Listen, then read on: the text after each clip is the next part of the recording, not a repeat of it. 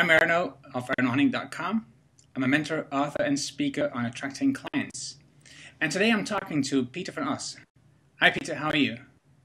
Hi Erno, I'm fine and thank you for the opportunity to talk today. Can you tell us a little bit more about yourself and where you're from?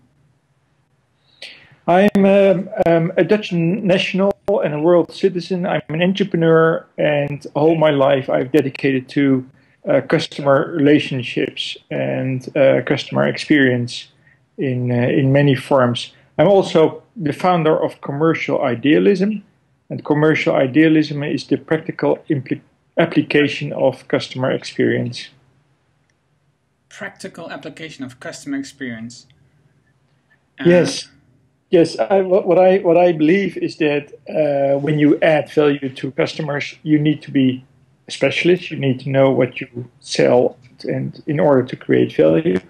However, my experience is also with other companies as well as my own companies, is that specialists often ask as money for their services. And commercial idealism is about creating as well as getting money. So short-term profit making as well as long-term contribute to a better world. Contribute to a better world. And who is your ideal client? My ideal client is a medium-sized or large organization. Today I'm currently working mostly in the Netherlands, but my ambition is Europe, and we also already gained a large organization in Germany as a customer. And those ideal clients, those medium-sized and large organizations, feel intuitively that there is room to grow, that they can become better in what they do. And but how that shows is that they expose a burning desire and ambition to discover what their full potential is, and they want to grow to that. And your topic is commercial idealism. And how does that relate to a better world and not wasting money on marketing, for example? Commercial idealism is to actually, often people think that those are paradoxes. It's like making money and performing marketing, as well as making meaning and adding to a better world. And by combining that, there will be a situation where there is little waste of resources. Let me give you an example of that. When you do a lot of marketing, you do a lot of broadcasting in the market for a product which is actually bad for the environment, is actually something what you really don't want to sell, but it earns, it gives money, it generates profit.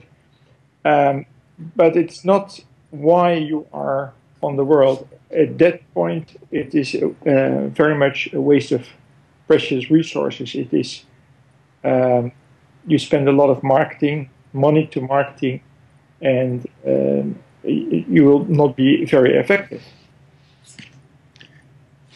So, but that making money is not where you're on the world for? No, it's a combination, but it is making money is not what you are on the world for. It is to add something to the world, and you need the money to do that. And that's the difference. The specialists that I know and I've seen in the market are often making little money, so they don't have the execution capability to make their dreams come through. Right. And it's the combination of making your dream come true and to contribute to a better world. Yes, correct. Right. And do you think that, because I think it's a kind of niche that you're having at the moment, because there's not a lot of companies out there that do that, right?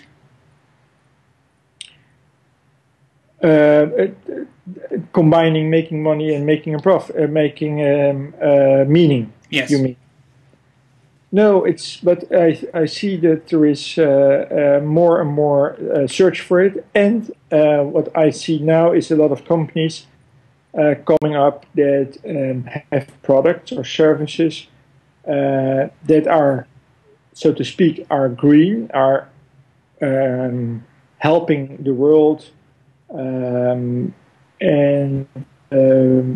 they also need to earn sufficient money to make their dreams come through. So it is something which I believe is timely now, and that has to do also with the fact that the landscape has changed. Mm-hmm. As we have after the Second World War, we have had a tremendous gain in prosperity, and we have chased commercial side on it, making profit. Headcount mattered, revenue mattered, and we now see that there are some boundaries there, and we need to do things differently. So I think it's something that organizations become more and more aware of. But you see a lot of companies that have so-called green products or green services, like, for example, the electric car like Prius. But if you Yes. really look at the total waste that they are giving to the environment, it is about the same, or maybe even more than a standard car. So I think giving meaning and having green products could be something completely different, right? It is, and some of the problems now is that sometimes products and services and initiatives are labeled green. Right. They are not in fact green. But that again has to do with making more money. Yes, absolutely. The focus is on money, on shareholder value, and not on what is the impact of what we do now in the long run on customers, on stakeholders, not necessarily shareholders, but stakeholders, and the world. Right. I heard a funny quote because you mentioned shareholders. Shareholders' value is value for people that only don't share. That was a funny That's quote. a good quote. How do you attract clients? At the moment, I have do a lot of networking and speaking, as well as that current customers are referring other companies to us. And another help is my blog, and it's currently in the Dutch language. It's called customervibes.com, and I'm now, as we speak, I'm launching a new blog in English, and that's commercialidealism.com. Right. So it's networking, real life networking, referral, marketing, and your blog.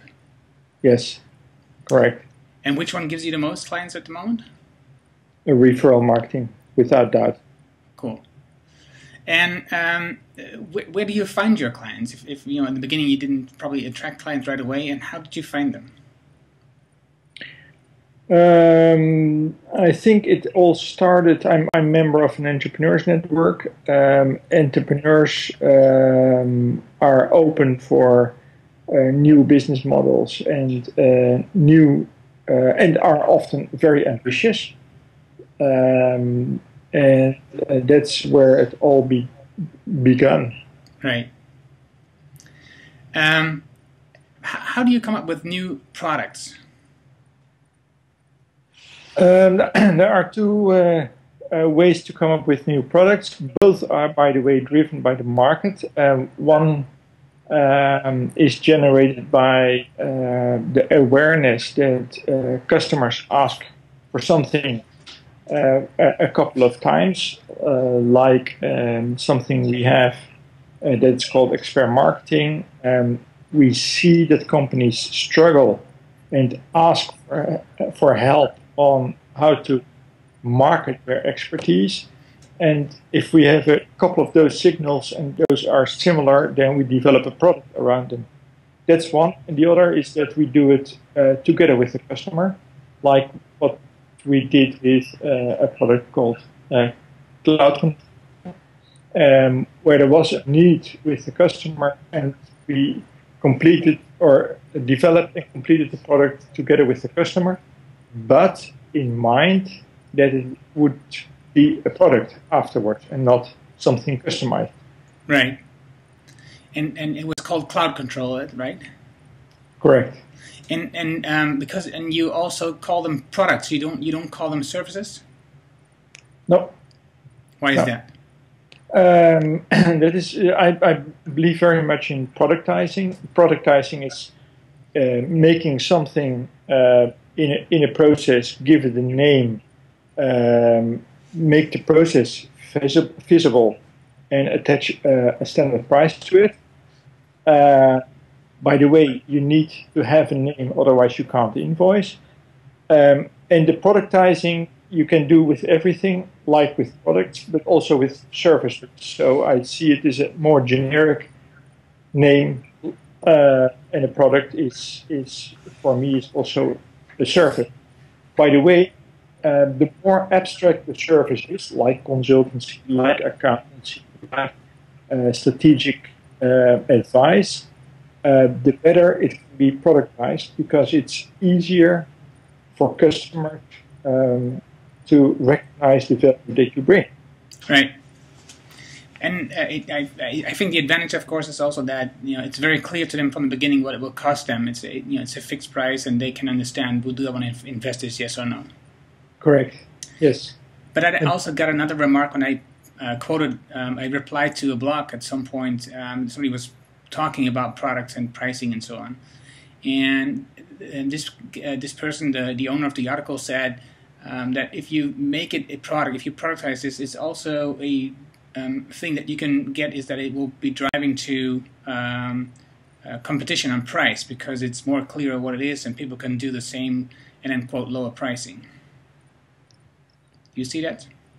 No, I've not seen that so far. I would doubt it for two reasons. One is it must be very, very clear what your added value is, and particularly why you do something. If your value is not distinctive, then you run into a price competition.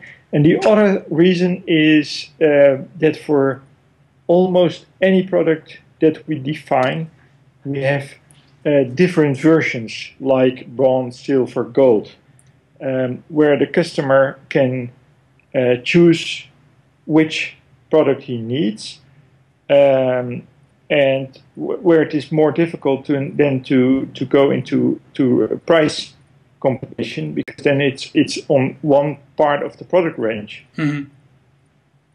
Okay. What tools bring the most clients for you? If you look to the social media, what is the tools that you use the most and brings you most clients? I use almost all of the tools out there. And having said that, there are two really which drive business, and that's LinkedIn marketing, and that is Twitter. And I must say that LinkedIn drives more business. Mm-hmm. The reason for being that is that most of my target audience, like entrepreneurs, like presidents, CEOs, are on LinkedIn, and many of them, and I would estimate half of them, might be on Twitter too, but the reach within LinkedIn is much better. Right. What is your money maker? What's the product that you sell the most? The product that I sell the most is a product called Refresh Your Strategy, which helps businesses recognize the value of commercial idealism, and then define their focus and make the appropriate decisions for that. Because it's all about focus and then about execution. It's all about your big dream and where you go for, and then about what will you be doing the next 90 days. 90 days, okay. And you have a blog, and how many visitors do you have per month about in your blog? I think it's around 1,500 per month. And how many? You have also a newsletter, right? Correct. How many subscribers do you have there?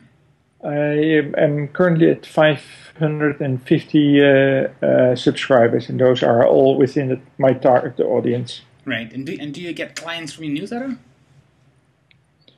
No, not really. I get quite a lot of response, like existing customers. Many existing customers see something like a training and ask for that. So I get awareness and I get cross-selling from that. But not really new clients. I feel it's more a tool to serve and serve existing clients and cross-sell them. And how do you see cross-selling? How do you see that? For example, if a customer has been a customer for Refresh Your Strategy, the tool, and now also sees a product called Expert Marketing, then he reads it in a newsletter and gives a call and says, "Okay, I'm interested, and tell me more about it." And that's what I mean with the cross-selling. Right. Is your blog separated from your website, your business website? Yes, it is. And why is that? Because the purpose is very different. The website is very much about telling what the company does, what the products are, referral cases, etc. So it has a conversion reason in mind. With the blog, it's more about sharing knowledge, sharing insights, and that I've noticed that it is very difficult to incorporate that into one website without confusing the customer. And what is your main call to action for your blog? At the moment, that's a good question. It's one of the things I'm considering and working on. At the moment, the main call to action is to follow other links to similar messages, articles, and then to subscribe to my newsletter. What I'm currently working on is that it is also possible to as call to action is to buy information products like an e-workbook or a training.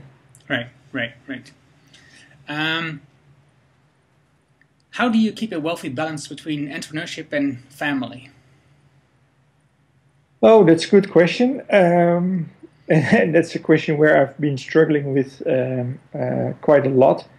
And for now, I've developed two habits which have served me well. One is adopting a time management principle, GTD, getting things done, from David Allen, which helped me enormously. And the other is something else, and that's called the Pomodoro technique. Where you set a number of time frames, like 25 minutes, and you don't exceed that. So you do the things that have really priority within those time frames, and that gives me the opportunity to work an established number of hours instead of, oh, let me do this, let me do that, and then run into the evening and not seeing my family. So that has served me well. But you say it's a struggle. It has been a struggle, and sometimes it's still a struggle, particularly because of all the social media, my iPad, which I can take on the couch while looking television, etc. Right. So sometimes I need to switch off. Right, right. Always on is not always good. No, certainly not. Certainly not. What is your goal in business or in life? My goal in business is and in life is to connect people, and I have decided to do that particularly in buying, selling relationships, because if I believe that if we serve each other well, then we can bring the world a step further, and therefore it's needed that that this connection is as seamless as possible. But I didn't understand what you said. Buying relationships? Buying, selling, buyer-seller relationship, buying, selling relationship. Okay. So it's about connecting vendors and customers. Right. Now I understand. Where can people find you? There's a couple of possibilities. Of course, LinkedIn, Pieter van Osch. At Twitter, at Piotr, that's Pyotr. And on my blogs, customervibes.com, my Dutch blog, and English blog, commercialidealism.com. Right. Well, Pieter, thank you very much for this conversation, this interview, and we'll see you next time when commercial idealism is really a big thing. Okay, thank you very much.